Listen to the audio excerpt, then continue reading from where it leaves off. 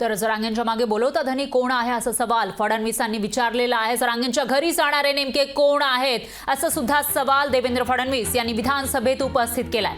देवेंद्र फडणवीस यांचं षडयंत्र असल्याचं जरांगे पाटलांनी पलटवार केला आहे। तर हा सगळा फडणवीसांचा डाव असल्याचं जरांगे पाटील म्हणाले। एकीकडे उपमुख्यमंत्री देवेंद्र फडणवीस यांनी विधानसभेमध्ये हे सवाल उपस्थित केले होते, तर दुसरीकडे जरांगे पाटील यांनी त्यावर उत्तर दिलंय।